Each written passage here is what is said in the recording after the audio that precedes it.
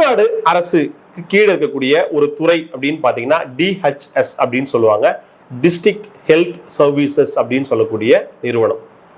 இது ஒரு மருத்துவமனை சார்ந்த ஒரு மக்கள் பயனடையக்கூடிய ஒரு துறை அப்படின்னு சொல்லலாம்.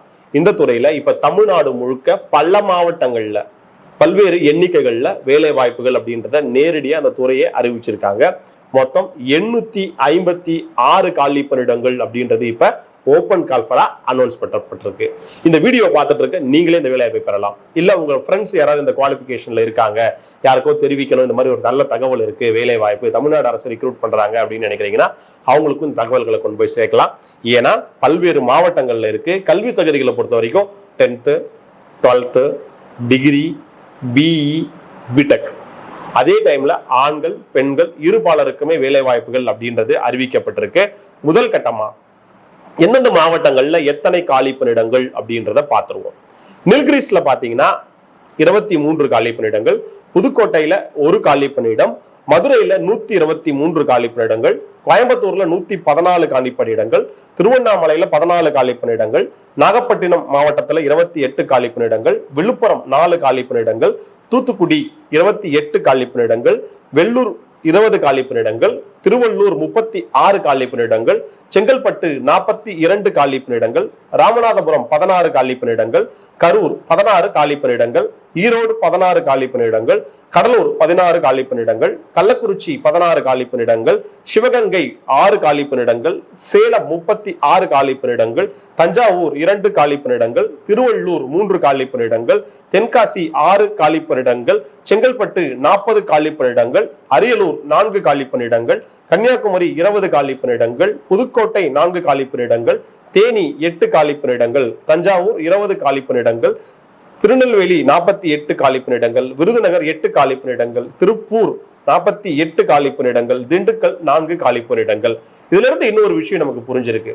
தமிழ்நாட்டுல எக்ஸிஸ்டிங்கா இருந்த பழைய மாவட்டத்திலயும் சரி, இல்ல அந்த மாவட்டத்துல இருந்து பிரிந்த மாவட்டம், இப்ப பாத்தீங்கன்னா திருநெல்வேலியில இருந்து தென்காசி பிரிச்சிருக்காங்க, காஞ்சிபுரம்ல இருந்து செங்கல்பட்டு பிரிச்சிருக்காங்க. அந்த மாவட்டங்கள்லயுமே வேலை வாய்ப்புகள் அப்படின்றத அறிவிச்சிருக்காங்க. சோ இது லோக்கல் எம்ப்ளாய்மெண்ட் அப்படின்ற மாதிரி தான் பார்க்கணும். அந்தந்த மாவட்டத்தில் இருக்கிறவங்களுக்கு அந்தந்த மாவட்டத்திலே வேலை வாய்ப்புகள் கிடைப்பதற்கான வாய்ப்புகள் கூட இருக்கு. இதுல ஜென்ரலா இந்த எல்லா போஸ்ட்டுக்குமே பாத்தீங்கன்னா சில விஷயங்கள் கொடுத்துருக்காங்க.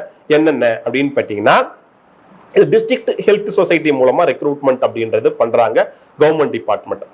தமிழ்நாடு அரசனோட வேலை கான்ட்ராக்ட் பேசிஸ்ல ரெக்ரூட்மெண்ட் அப்படின்றது பண்றாங்க. அப்ளை பண்றதுக்கான கடைசி தேதி ஒவ்வொரு மாவட்டங்கள்லயும் ஒவ்வொரு கடைசி அப்ளை பண்றதுக்கான தேதி அப்படின்றத குறிப்பிட்டிருக்காங்க.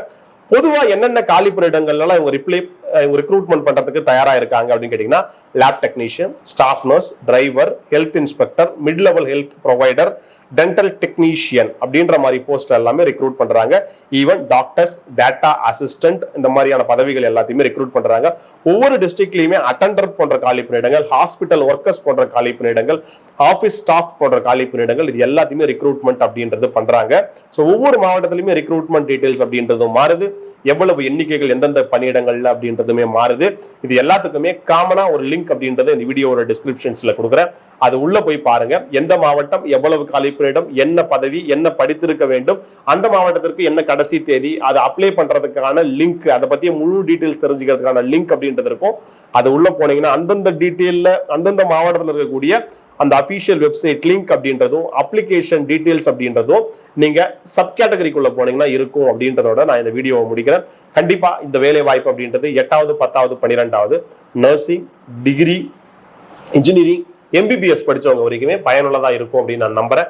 கவர்மெண்ட் வேலை அப்படின்றது அதனால அதுக்கேற்ற மாதிரியான சம்பளங்கள் அப்படின்றது தான் இருக்கும். ஸோ கண்டிப்பா அப்ளை பண்ணுங்க, வாய்ப்பை நழுவ விடாதீங்க. கண்டிப்பா இது ஒரு பயனுள்ளதா இருக்கும் அப்படின்னு நான் நம்புறேன்.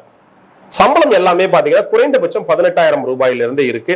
இது அத்தனைக்குமே முழுமையா மிக முக்கியமா சொல்ல வேண்டிய விஷயம் என்ன அப்படின்னு கேட்டீங்கன்னா, எக்ஸாமினேஷன் அப்படின்றது கிடையாது. அதாவது ரிட்டன் எக்ஸாமினேஷன், காம்படிட்டிவ் எக்ஸாமினேஷன் கிடையாது. உங்களோட மார்க் இருக்கு இல்லையா, நீங்க என்ன குவாலிஃபிகேஷன் கேட்டிருக்காங்களோ அந்த மார்க் அடிப்படையில் ஃபர்ஸ்ட் உங்களை ஷார்ட் லிஸ்ட் பண்ணுவாங்க அப்ளிகேஷன் வந்ததுக்கு பிறகு. அதுக்கப்புறம் டாக்குமெண்ட் வெரிஃபிகேஷன் பண்ணுவாங்க. நீங்க அனுப்பிச்ச டாக்குமெண்ட்ல அவங்க கேட்ட டாக்குமெண்ட் எல்லாமே இருக்கா அப்படின்றத வெரிஃபை பண்ணுவாங்க. அதுக்கான சப்போர்ட்டிங் டாக்குமெண்ட் அப்படின்னு சொல்லக்கூடிய உங்க எஜுகேஷனல் சர்டிபிகேட்டோ இல்ல உங்களோட எக்ஸ்பீரியன்ஸ் சர்டிபிகேட்டோ ஏதாவது மிஸ் ஆயிருக்கு, அப்ளிகேஷன்ல கையெழுத்து போடல, போட்டோ ஓட்டல, அப்ளிகேஷனை சரியா ஃபில்அப் பண்ணல அப்படின்னா அதை ரிஜெக்ட் பண்ணிடுவாங்க. ஸோ இந்த டாக்குமெண்ட் வெரிஃபிகேஷன்லாம் முடிஞ்சதுக்கு பிறகு உங்களுக்கு இன்டர்வியூக்கு கால் பண்ணுவாங்க.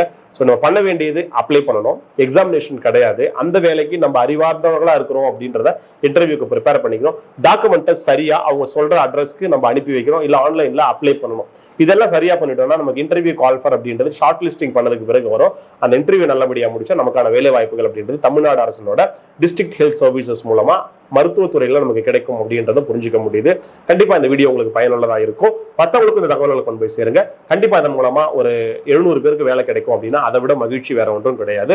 நம்ம இந்த வீடியோ பதிவு செஞ்ச நோக்கம் ஒரு எம்ப்ளாய்மெண்ட் சோசியல் சர்வீஸ் செக்டார்ல இருக்கக்கூடிய என்ஜிஓ அப்படின்றதால வேலை வாய்ப்பு தகவல்களை கடைசி கிராமங்கள் வரைக்கும் கொண்டு போய் சேர்க்கணும் அப்படின்ற முயற்சியில் ஈடுபடுறோம். கண்டிப்பா இது உங்களுக்கு பயன் தரும் அப்படின்னு நான் நம்புறேன். அடுத்தடுத்த வீடியோக்கள்ல தமிழ்நாடு அரசு, மத்திய அரசோட வேலை வாய்ப்பு தகவல்கள் மற்றும் தனியார் துறையில் இருக்கக்கூடிய நேரடி நிறுவனங்களோட வேலை வாய்ப்பு தகவல்களையும் தொடர்ந்து நான் பதிவு செய்யறேன். அது வரைக்கும் உங்களிடமிருந்து விடைபெறுகிறேன். நன்றி, வணக்கம், ஆல் தி பெஸ்ட்.